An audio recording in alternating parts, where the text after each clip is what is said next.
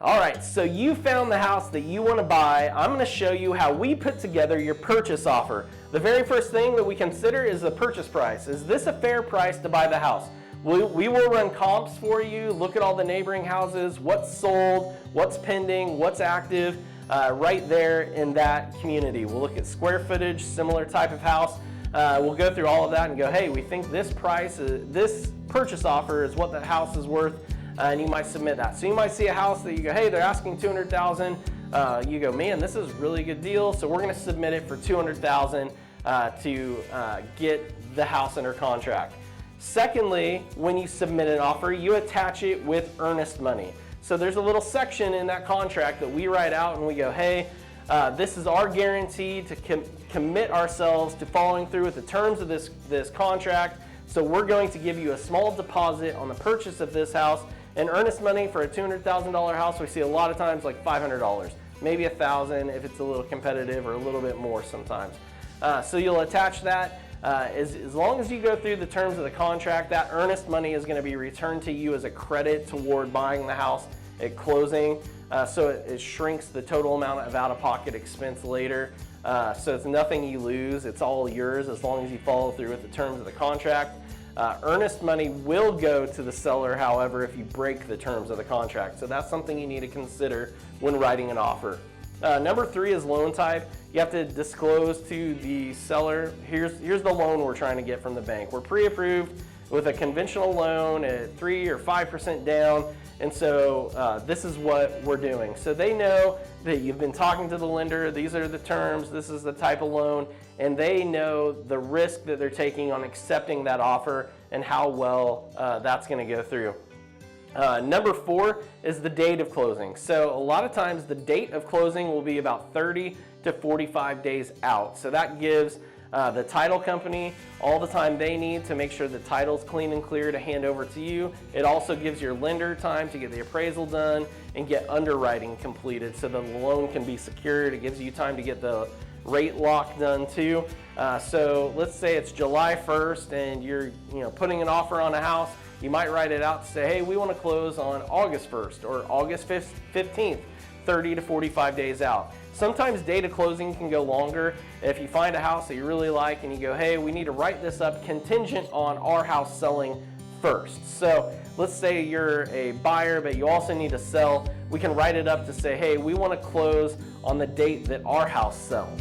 So you get the buyer on your house, and then we get the closing on this house, and we set them up so that you close on your house that you're selling first, and then you can close on your house that you're buying right after that, same day, just an hour later. So everything, all the money and everything transfers over to title company, takes care of all of that. So we write that up in the purchase offer also when we're agreeing to those terms.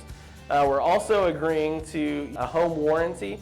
And so there's a section in there where you can say, hey, I want the seller to buy a home warranty for X amount of dollars to cover these things on the house. And so sometimes buyers want that to go, hey, in this first year, I'm kind of nervous about maybe something going out like the water heater or the dishwasher or something like that, where the home warranty will cover the repair for that. All you're doing is paying for the service call, which can be like $75 sometimes. So you also need to be careful about the home warranty.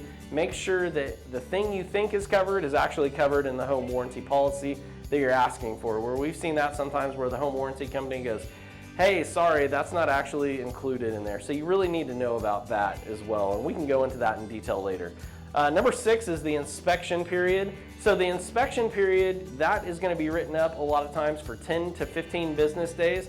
So basically, once the offer is accepted, so you've agreed to buy it at a certain price, the sellers are agreeing for you to buy it from them for a certain price, and we have everything signed, that following day starts day 1 of the inspection period. And so this is your ability to go and look at the house and have everybody come out. You can have your inspector come out. If there's a specific contractor you need, like an HVAC person or an electrician or a roofer or a siding contractor, anybody like that to look at things and make sure everything is okay. That's your time to make sure those happen. So you have 15 days maybe max to do that. And so business days, exclude weekends, exclude holidays. So we write that up, and that's the opportunity for you to make sure everything's square. And then number 7 in the contract is we will ask for requests. So there's a section in there where sometimes maybe you've heard this where the buyer goes, hey, we want to buy it at this price, but can the seller pay closing costs? So you have closing costs of maybe $5,000 associated with your loan. And so you're asking the seller, hey, can you help us out here and pay for that out of the equity of your house? And so that could be a request that you're asking for. Or maybe it's the fridge. So in the seller's property condition report, the seller goes, hey, our fridge, we're taking it with us. And so this is your opportunity to go, well, we don't really want to have to go buy a fridge. Would you let us buy it from you?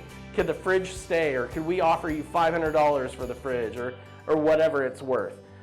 So that is an opportunity to go, if we need to adjust anything, you can make requests up front there. So that's basically the purchase offer and everything that goes into it and what you need to know in order to be informed and feel comfortable submitting your offer for the home that you're about to buy.